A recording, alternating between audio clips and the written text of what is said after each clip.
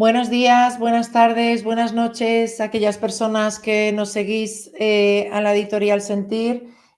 Hoy es un verdadero placer estar con Úrsula Perona, que es autora de Sentir, ya es de la casa, pero trae aquí una nueva publicación, una novedad que está siendo un exitazo absoluto en nuestro, le estaba comentando antes, en nuestro centro, en las familias, la buena acogida que ha tenido su reciente publicación y cómo está ayudando a tantas familias y tantas más que sabemos que va a ayudar, no solamente en España, sino que al final es un libro muy adaptado a culturas y a nivel internacional, porque cuando hablamos de emociones, cuando hablamos de autoestima, hablamos de una manera de funcionar del ser humano. Úrsula Perona también es autora del cuento, el neuricuento, que aquí tengo un superpoder, cuento para entender la alta sensibilidad, que también nos puede hablar un poquito sobre este cuento, pero hoy precisamente nos habla del libro, que imagino que lo tienes ahí, Úrsula, ¿verdad? El arte de criar con autoestima. Este es un libro para poder comprender cómo se forma la autoestima desde la infancia, cómo acompañarla a lo largo de la vida, qué diferentes tipos de mensajes, actitudes, dinámicas familiares afectan a la seguridad de nuestros hijos, aprender a comunicarnos de forma que las palabras refuercen el valor y la capacidad de los más pequeños y acompañar a las emociones sin sobreproteger, ayudando a tolerar la frustración y a desarrollar la resiliencia, creando un entorno familiar seguro donde el hijo se sienta o hija se sienta aceptado, respetado y libre para ser quien es.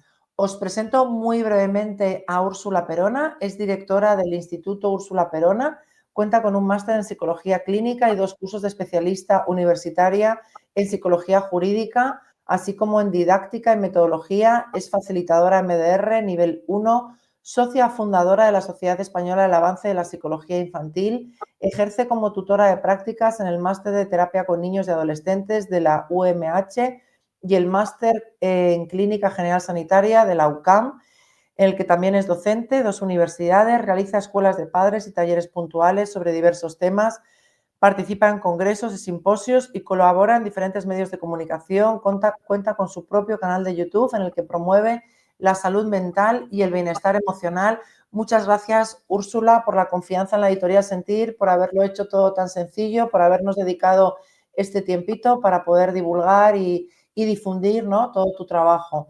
¿Qué tal? ¿Cómo estás? Bueno, pues encantadísima de estar aquí compartiendo este ratito con vosotros y bueno, y pudiendo hablar de un tema que a mí me parece esencial en la crianza, que es la autoestima, y del impacto tan grande que los papás tenemos en el desarrollo, ¿no? De esa base de toda la inteligencia emocional de la persona. Así que un placer. Genial, Úrsula. Varias preguntitas que nos han ido haciendo también las personas que nos siguen, porque ya en el universo de Sentir y en todas las newsletters y redes son ya muchas personas que nos siguen, no solamente en España, sino en Latinoamérica también. ¿Cuáles dirías que son como las bases de la autoestima? La autoestima tiene una parte que viene determinada genéticamente, podríamos decir, ¿no? Con la que nacemos. Nacemos con una tendencia a tener una autoestima más fuerte o menos. Y luego el entorno es el que va aportando o moldeando esa parte con la que ya hemos nacido, pero en un porcentaje muy alto. Y los padres tenemos un peso grandísimo, ¿no?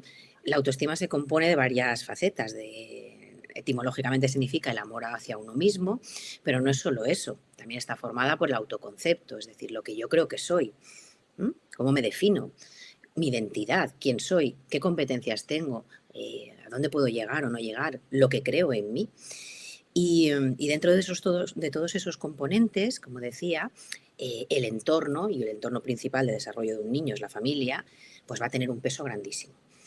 Entonces, yo creo que por eso, ahora os contaré un poco, ¿no? Qué ha hecho que yo escriba este libro y por qué creo que es tan importante. Pues yo creo que esa sería la siguiente pregunta, ¿no, Úrsula? ¿Qué te ha llevado a escribir este libro? Porque además fue un éxito este primer cuento de Tengo un superpoder, que luego nos comentarás también. Pero luego es verdad que tú proponías más un libro en este sentido de cómo criar en la autoestima, y es una temática que siempre nos piden cuando vienen los papás y mamás a consulta, preguntan mucho eso, ¿no? ¿Cómo puedo mejorar la autoestima de nuestro hijo o hija, ¿no? ¿Qué ¿Qué te llevó, ¿no?, a esta publicación? Mira, yo llevo más de 15 años como psicóloga clínica infanto-juvenil. O sea, he visto cientos de niños y familias y adolescentes. Y hay una cosa que yo siempre he visto que tenían todos en común, o la gran mayoría, detrás de problemas de ansiedad, problemas de conducta, problemas en las relaciones sociales, siempre había un fondo de baja autoestima. Entonces, eso, unido a que soy mamá de 3 niños y, bueno, ahora adolescentes, los 3, me llevó a reflexionar sobre si yo pudiera elegir un único regalo que pudiera dejarles a mis hijos, ¿qué sería? Y yo creo que sería una sana autoestima, porque Ujú. creo que no somos conscientes del impacto tan grande que tiene en una persona.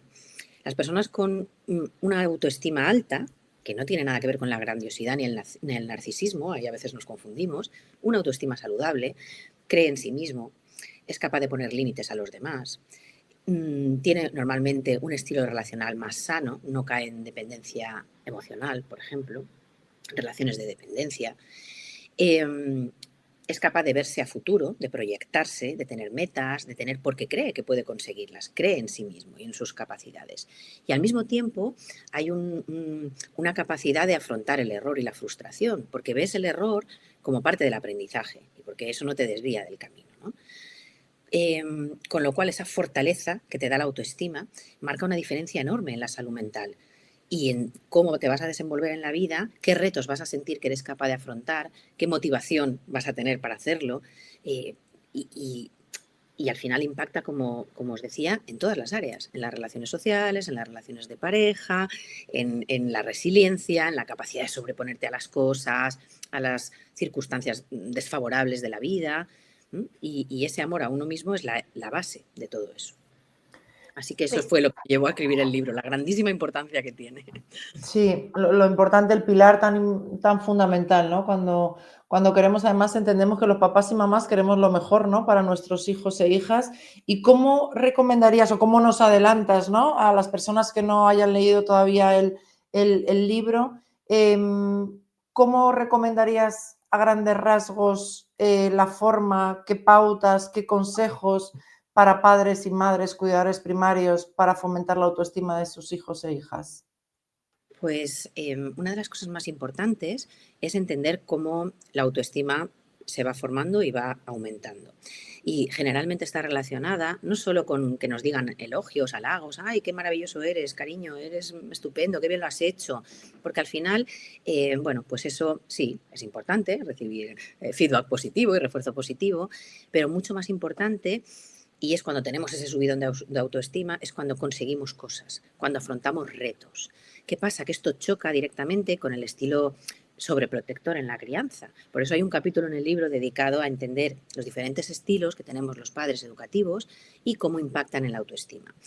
Em, si yo sobreprotejo al niño, si no le permito equivocarse, si no puedo tolerar verle sufrir, verle llorar, verle cometer errores, si no le dejo espacio para que él resuelva por sí mismo conflictos con compañeros, con amigos, y siempre intervengo.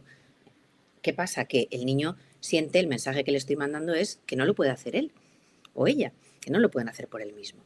Sin embargo, cuando les dejamos espacio para que sean ellos los que de manera natural vayan afrontando los retos de la vida, vayan siendo capaces de gestionar las emociones que llamamos negativas, que no es que sean negativas, sino desagradables de experimentar, ahí es donde se va forjando esa autoestima y esa visión que tiene el niño de que puede afrontar las cosas, independientemente del resultado. Esto es muy importante, no importa el resultado, que te equivoques o que te salga bien o mal, eso forma parte del aprendizaje y del desarrollo, pero sí que tenga la posibilidad de hacerlo. Y ahí es muy importante reflexionar sobre ese estilo sobreprotector.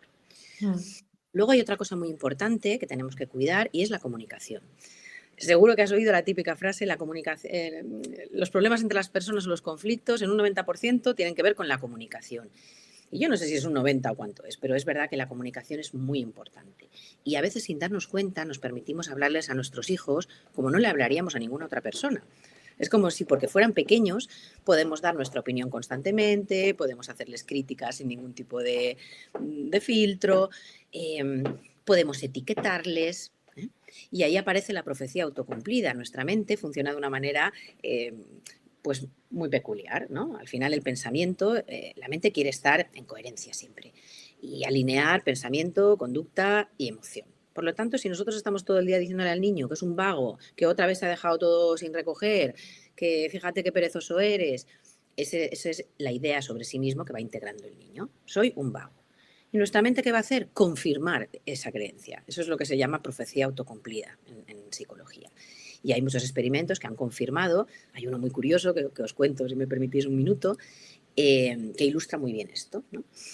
Se hizo este experimento en un instituto, se dividió a los niños en dos grupos. Se les dijo que se les iba a pasar un grupo un test de inteligencia para ver lo listos y capaces que eran. Y según los resultados de ese test se les divide en dos grupos, vamos a decir, a los más inteligentes y los normalitos.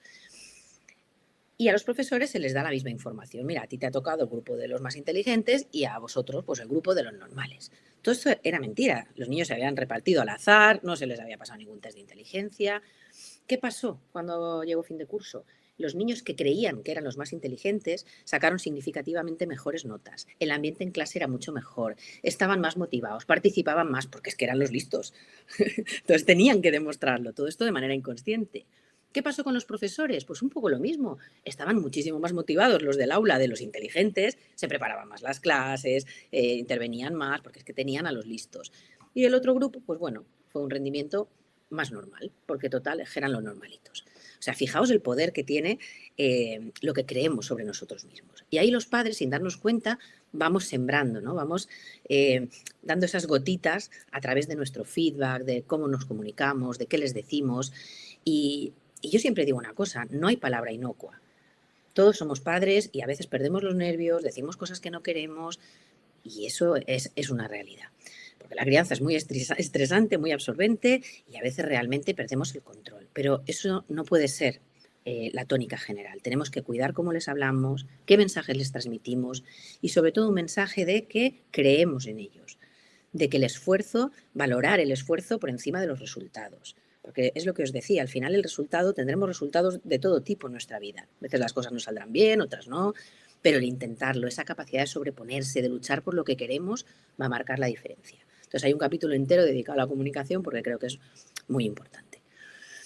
Y bueno, en general, también identificar, y no sé si me estoy extendiendo demasiado, pero identificar dos rasgos que influyen mucho en una baja autoestima. Y esto también lo he visto siempre a lo largo de los años en consulta, y es el perfeccionismo y la autoexigencia. Las personas altamente sensibles, por ejemplo, de las que luego comentaremos sobre el cuento, los niños altamente sensibles, normalmente tienen estos dos rasgos, un perfeccionismo muy elevado y una gran autoexigencia. ¿Qué pasa? Si yo tengo un gran perfeccionismo y autoexigencia, nunca voy a llegar a esa expectativa tan idealizada de cómo deberían ser las cosas, de cómo debería comportarme yo, de qué resultados debería obtener. Por lo tanto, mi sensación es que nunca soy suficiente y de ahí viene una baja autoestima. ¿Qué podemos hacer los padres ahí? Pues muchas cosas. Si vemos que nuestro hijo es de los que cuando no le sale bien el dibujo se frustra y lo rompe porque no le ha quedado lo suficientemente bonito, o cuando no está realmente satisfecho porque ha sacado un 9 y le hubiera gustado un 10, pues en primer lugar valorar el esfuerzo, que siempre nos va a acercar a esa meta aunque no la consigamos, y luego reestructurar un poco. Es decir, si el niño es muy perfeccionista, podemos, por ejemplo, jugar a cosas en las que no haya competitividad, hacer las cosas por placer, sin tener que ganar o que esperar un resultado perfecto. Si estamos haciendo manualidades una tarde en casa, pues vamos a ver quién hace la manualidad más loca y más absurda. Eso nos alejaría un poco del perfeccionismo. Y no es que esté mal ser perfeccionista ni ser autoexigente, es una muy buena cualidad, pero siempre que no nos pasemos y nos vayamos a un extremo. Entonces, bueno, en general, todas esas cosas las voy abordando en el libro de una manera pues muy sencilla, porque al final los padres tenemos poco tiempo, estamos muy liados, muy agotados, y de una manera muy práctica, para que lo que tengamos son herramientas para ir trabajando en todas esas patitas que conforman la autoestima. Muchas gracias, Úrsula. La verdad que en los últimos tiempos, en esto que decías, los ritmos de vida que llevamos, las familias, esta tendencia también a la sobreprotección, que muchas veces también intenta compensar, ¿no? A lo mejor esa falta de tiempo que muchas veces no se le está dedicando. Y ha hecho que en los últimos años también, si nuestra sociedad ha cambiado, el mundo ha cambiado, nosotros también como profesionales es importante que cambiemos desde la psicología, ¿no? Y nuestra manera de intervenir y que nos podamos adaptar. En tu libro abordas muchos temas interesantes, ¿no? En esto decías de qué es la autoestima, cómo se define, cómo impacta en el futuro de un niño o una niña, ¿no? La diferencia que hay entre la autoestima sana, frágil y esto que comentabas del narcisismo, ¿no? Cómo en nuestro rol como cuidadores primarios podemos construir y apoyar en esa construcción de la autoestima, ¿no? Cómo influye, no sabemos si determina, pero influye, ¿no? Cómo criar sin sobreproteger, que siempre es como esa línea tan fina que nunca sabemos hasta qué punto podemos estar cuidando o hasta qué punto no estamos dejando que desarrollen sus propias competencias. La relación que hay entre la inteligencia emocional y la autoestima y el poder de las palabras, ¿no? En esto que hablabas de esa comunicación asertiva, positiva, y cómo el entorno familiar influye en este impacto en la autoestima y cómo la autoestima también tiene esa influencia, ¿no? Cuando salimos de casa, ¿no? En lo que es la escuela, los amigos, a través de las redes sociales. Son muchos temas que obviamente no da tiempo para abordarlos y que, bueno, pues los podremos ver más en detalle a través de tu libro, pero sí preguntarte a lo mejor uno de los temas que nos preguntan mucho en consulta los papás y mamás, ¿no? De forma sencilla, cómo los cuidadores primarios podrían conocer o saber si se encuentran ante una autoestima mediana o baja de sus hijos, ¿no? ¿Cuáles son esos indicios para poder detectarlo? Bueno, uno de los indicios es, por ejemplo, las verbalizaciones que hace el niño sobre sí mismo. Soy tonto, por ejemplo, ¿no? Estos niños que soy un desastre, que muchas veces es un lenguaje que han interiorizado a través de lo que nosotros les transmitimos sin querer, sin ser conscientes, pero muchas otras veces no. Eso podría ser la primera señal, ¿no? Verbalizaciones negativas, mucha autocrítica hacia sí mismos. Es que soy un desastre, otra vez he vuelto a fallar, no soy capaz. Luego el no intentar las cosas, el creer que no pueden. Y esto se ve mucho ya en la preadolescencia y adolescencia. Por ejemplo, yo veo muchos pacientes en consulta que me dicen, es que yo mejor me voy a hacer una formación profesional porque yo no soy capaz de hacer bachiller e ir a la universidad. ¿Vale? ¿Cómo no eres capaz? O sea, no creen que tengan ese potencial. Entonces, reestructurar todas esas creencias de que no son capaces de conseguir algo. Hay que ser realistas, hay cosas para las que yo no puedo ser modelo de Victoria's Secret, aunque quiera, ¿no? Pero más allá de las cosas que realmente vemos, y ahí los padres sí que les tenemos a veces que decir, oye, mira, pues a lo mejor cantante de ópera, amor, no vas a ser, porque no tienes esa cualidad. Pero al margen de eso, las personas podemos conseguir lo que nos propongamos. Ahora, si no tienes esa creencia de que lo puedes conseguir, ni siquiera lo vas a intentar. Y eso se ve mucho en la preadolescencia y la adolescencia, esa inseguridad a la hora de afrontar los retos. Luego, por ejemplo, lo que hablábamos antes de la frustración, el mal manejo de la frustración, la baja tolerancia al error, a la equivocación, cuando no consiguen lo que quieren, también es un indicador de baja autoestima. Y también la manera en que se relacionan a nivel social. Si vemos un niño que tiene una tendencia sumisa o complaciente, que le cuesta mucho expresar su opinión, que se presta a jugar o a hacer cosas que en realidad no le apetecen o no quieren, pero no es capaz de decir lo que siente o lo que piensa o su preferencia, normalmente ahí debajo hay una baja autoestima, porque no tiene mucho miedo a lo que los demás piensen o no, a que le dejen de querer. Es lo que hablábamos, la parte que tiene que ver con las relaciones. Entonces, todo esto ya, estas señales ya nos pueden indicar que estamos ante un niño o un adolescente con baja autoestima. Ujú. En esto este miedo a que le dejen de querer, es cierto que al final la autoestima parte mucho inicialmente de esa mirada, ¿no? Por parte de los adultos, de los cuidadores, de buscar esa búsqueda de ser reconocidos y validados por sus cuidadores primarios, ¿no? ¿Y qué pasa? Que cuando esa mirada a lo mejor no es que no sea incondicional, sino que hay veces que esa mirada no está, ¿no? También en uno de los capítulos hablas sobre ello, ¿no? La influencia de las redes sociales, de las pantallas, cómo hace el hecho de que estemos hiperconectados, hace que nos miremos menos, hace que vinculemos menos, ¿no? Y una etapa tan delicada como puede ser la infancia y la adolescencia, cómo todo esto afecta en su desarrollo y por lo tanto también en la autoestima. Última pregunta, Úrsula, ¿cómo dirías que puede influir la autoestima en el futuro de nuestros niños y niñas? ¿Qué diferencia podría haber en su futuro si estamos ante una buena autoestima o mala autoestima? Pues mira, como decía, es que claro, el tema de educar, antes has hecho una alusión a esto, ¿no? Educar sin sobreproteger, qué complicado, ¿no? Ese equilibrio de poner límites, pero a la vez cuidar el apego. Entonces, lo primero, tenemos que tener, que creo que es lo más difícil, una visión de la crianza y de la educación en la que por un lado le voy a dar lo que el niño necesita ahora, pero a la vez voy a ir trabajando o ayudándole a que desarrolle competencias para el futuro. Entonces, esa doble visión es muy complicada de alcanzar, ese equilibrio, porque normalmente me centro en el ahora. Ahora que Ujú. necesita que le consuele, ahora que necesita que esté con él, que le ayude, ya, yo le voy a ayudar, pero también le voy a ir dando esa autonomía, le voy a ir soltando de la mano, le voy a dejar que se equivoque. Entonces, desde esa visión a futuro, ¿qué pasa? ¿Cómo impacta, ¿no? El que yo sea capaz de acompañar de la manera adecuada? Pues vamos a tener a una persona, un adulto, que si tiene una sana autoestima, pues para empezar va a tener una relación consigo mismo saludable, va a haber menos autocrítica, va a haber menos reproche, menos culpa. Las personas con una sana autoestima entienden que su comportamiento o el resultado de sus acciones no le define, o no de una manera absoluta. Es decir, yo soy lo que soy, aunque en un momento determinado haya cometido un error, me haya comportado mal, ¿no? Esa gran diferencia entre lo que soy y cómo me comporto. Luego, esa capacidad de la que hablábamos para ver nuestro potencial, ¿no? Esa zona, lo que llamaba Vygotsky, la zona de desarrollo próximo. Vale, sé dónde estoy ahora, pero ¿dónde puedo llegar? ¿Dónde soy capaz de llegar? ¿Y qué pasos tengo que dar para llegar ahí?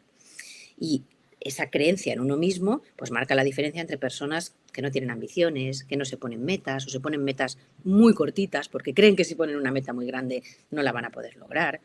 Y eso va a impactar en el área profesional, en el área educativa, en todas las áreas. Y luego hay una parte muy, muy importante de la autoestima que tiene que ver con las relaciones, como decíamos. Y ahí las relaciones saludables, en las que no hay dependencia emocional, en las que somos capaces de poner límites al otro, tienen que partir de una base de seguridad, en la que yo me siento seguro y puedo defender mis intereses, mis necesidades y poner límites sin miedo a perder ese amor, porque el amor más grande ya lo tengo, que es el mío hacia mí mismo. Perdón. Así que bueno, como vemos, la autoestima vehiculiza o está debajo de muchísimas de las áreas de nuestra vida. Y va a depender en gran medida. También preguntabas antes, bueno, ¿y en qué parte influimos los padres? Bueno, pues no es el porcentaje, pero es verdad que tenemos un peso muy importante. Pensad que en los primeros años de vida de un niño, el cerebro está en proceso de desarrollo máximo. Se están dando se están creando millones de redes neuronales, se está consolidando la personalidad, la identidad. Y bueno, como sabemos, en los primeros 7, 8 años, los padres somos los cuidadores principales, los compañeros principales, luego ya aparece las amistades ya como tal, ¿no? Y otra serie de factores. Pero sí que creo que tenemos un peso quizá más importante de lo que creemos. Y no tenemos que verlo como un peso, como decir, ostras, es que va a depender de mí, ¿no? Y como algo que nos agobie, sino como la parte positiva que tiene. Es decir, qué suerte tengo de poder influir y poder ayudar al desarrollo de una sana autoestima en mi hijo. Ujú, ujú. Totalmente. Y qué importante es esto que decías también, cómo es la autoestima de los adultos que acompañan, ¿no? Porque al final, tal y como papás y mamás tengan o tengamos nuestra autoestima, esto no vamos a decir que determina, pero también influye, ¿no? El tener una buena autoestima, haber construido una autoestima sana sin generar esta codependencia, ¿no? Que en muchas ocasiones puede derivar en esta sobreprotección o desprotección, ¿no? La verdad que hoy en día es un reto y un desafío muy grande para papás y mamás que muchas veces, como vemos en las consultas, vienen con una carga de, más allá de la responsabilidad, ¿no? De sentimiento de culpa, de incapacidad. Es como que les faltaran también horas de vuelo, ¿no? Que han perdido también esta parte como innata, ¿no? De, vale, pero ¿qué hago, no? Y para esto a nosotros una gran solución que nos ha servido como centro de psicología es poder recomendar tu libro, porque además es lo que les decimos a los padres, ¿no? Y a las mamis, que es un libro de lectura muy ágil, muy sencilla, muy clarificador y que da como unos tips y unas recomendaciones generales que ayudan a entenderlo, ¿no? A entenderlo y a ponerlo en práctica desde el primer minuto. Así que, bueno, gracias en nombre de esos papás y mamás y adultos que acompañan, ¿no? Que tienen esta labor, como tú dices, tan importante, ¿no? Y que también es un privilegio poder hacerlo, ¿no? Acompañar a esas personitas en un mundo hecho tanto para los adultos. Em, sí que me gustaría preguntarte sobre tu cuento, pero antes de cerrar con el libro, del arte de criar con autoestima, no sé si querrías darnos como alguna última recomendación o alguna puntualización sobre el libro. Bueno, yo creo que has dicho una cosa interesante ahora mismo y es que la autoestima de los padres cómo influye, ¿no? en los hijos. Influye de muchas maneras. Y la posibilidad que nos da ser padres, entre otras cosas, es ponernos delante un espejo en el que nos vamos a ver a nosotros mismos y reconocer muchas cosas que podemos mejorar en nosotros. Yo siempre digo que el maestro llega cuando el alumno está listo. Y para mí, por ejemplo, mis hijos han sido grandes maestros porque me han enfrentado a miedos, a inseguridades, a errores, a expectativas que yo tenía sobre la crianza o sobre cómo iba a ser como madre y cómo ha sido luego la realidad. He tenido que hacer un proceso de aprendizaje enorme, que creo que me ha convertido en mejor persona y desde luego en mejor madre. Los libros nos dan la oportunidad de profundizar en algo para lo que no estamos preparados. Quizás estábamos preparados hace 200 años, cuando el mundo era muchísimo más sencillo y tenías que ocuparte de que tu hijo sobreviviera y no muriera de hambre y poco más, al reto que supone hoy en día ser padres. Vivimos en Ujú. un mundo voraz, en un mundo donde la tecnología bueno, nos absorbe y nos supera paso a paso. No es necesariamente malo, pero nos pone unos retos en la crianza increíbles y nos hace sentir más inseguros. Yo creo que todos estamos preparados para criar en lo esencial, en los cuidados básicos, en todo eso, de manera instintiva e innata, pero sí que nos tenemos que formar para todo lo demás. Mm. Eran cosas que antes pues, no se sabían, se desconocían o simplemente pues, en esa pirámide de la educación o de la crianza no había tiempo para eso, porque estábamos ocupados en que sobrevivieran nuestros peques. Pero ahora sí. Entonces, a través de los libros, de los cursos, de todas las opciones, que por suerte hay muchas, tenemos que ir formándonos porque creo que la crianza y la educación de nuestros hijos es de verdad el reto más grande que tenemos y para el que menos formados estamos. Muy bien, pues muchísimas gracias, Úrsula. Muy interesante todo lo que comentas y bueno, pues podremos profundizar más a través de tu libro. Y antes de despedirnos, sí, me gustaría preguntarte un poco sobre el neuricuento. Tengo un superpoder, que aquí tenemos a Jimena que tiene un superpoder que siente todo de forma muy especial. ¿Nos puedes contar un poquito cómo siente Jimena la vida? Pues este cuento está creado para todos esos niños altamente sensibles que no se comprenden a sí mismos. Yo llevo muchísimos años trabajando con niños y personas altamente sensibles. Es uno de los campos que más me gusta y en los que me he especializado. Y muchos niños me decían, es que soy raro, es que yo no soy como los demás, es que no sé qué me pasa, ¿no? Y de ahí un poco la idea de transmitirles pues a estos niños muy pequeños aún, pero que son muy conscientes, porque eso forma parte de la alta sensibilidad, ser muy conscientes de lo que les pasa, de cómo son, de lo que están sintiendo y ayudarles a comprenderse. Y estaría relacionado con lo que hablábamos de la autoestima. Si yo sé por qué me pasan las cosas, si sé que está bien sentir así, que no soy raro, ni soy peor, ni me está pasando nada, pues fue el motor, ¿no? La motivación para escribir este libro y bueno, os agradezco enormemente que me dierais la oportunidad, porque además es un libro precioso, con unas ilustraciones súper bonitas y, y yo creo que les aporta, cuando yo lo leo en consulta, por ejemplo, con los peques, les da como tranquilidad. Es que eso me pasa a mí también. Es que justo eso que le está pasando a Jimena es lo que me pasa. Y, ¿no? Y les da como mucha tranquilidad ver que es normal, que está bien y que no hay ningún problema con ellos, simplemente que tienen pues, unos rasgos de personalidad o unas características que hacen que vivan las cosas de una manera determinada. Qué bueno. Además, en el cuento hay un apartado también de juegos, hay un objeto transicional que les encanta esto a los niños y las niñas, como ir buscando ese objeto a lo largo de todas las páginas. Efectivamente, aquí la idea es que Jimena y Bruno sean protagonistas también junto con el lector y efectivamente las ilustraciones de Jesús López son increíbles. Hay un apartado de recomendaciones para adultos al final, de esos tips, ¿no? Porque a veces que nos perdemos en ese océano de Internet y poder tener un recurso además tan claro y tan sencillo. Y hay un neurisobre donde pueden ir colocando, guardando sus secretos, sus dibujos. Así que nada, enhorabuena, porque tampoco habíamos tenido oportunidad, Úrsula, de hablar también de este cuento. Enhorabuena por tu gran labor.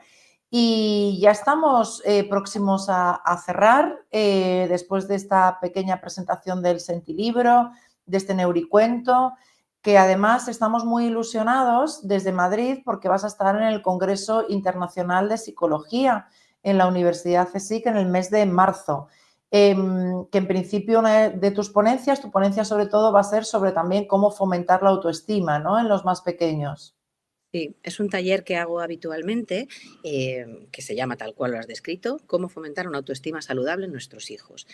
Y que es muy práctico y nos da ideas sobre cómo acompañar la autoestima en los diferentes momentos de las etapas educativas.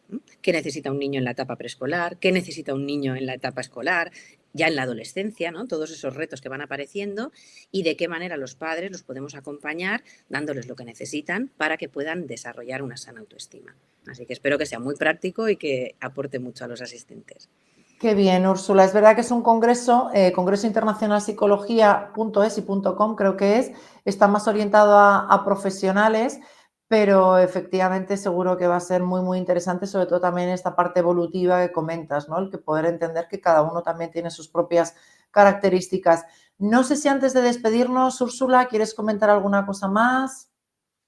Bueno, agradecer siempre la confianza que habéis depositado en mí, en las 2 publicaciones que tengo con vosotros, lo fácil que habéis hecho todo el proceso y el acompañamiento tan maravilloso que he tenido.